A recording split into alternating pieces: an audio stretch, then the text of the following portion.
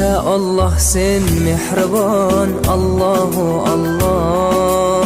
Seni deb kuydi bu jon, Allahu Allah. Senga muhtoj bor inson, Allahu Allah.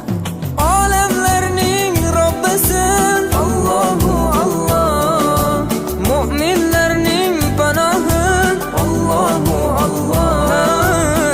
Yuragimning sultoni, Allahu Allah. Hidoyat ayla bizga, Allahu Allah.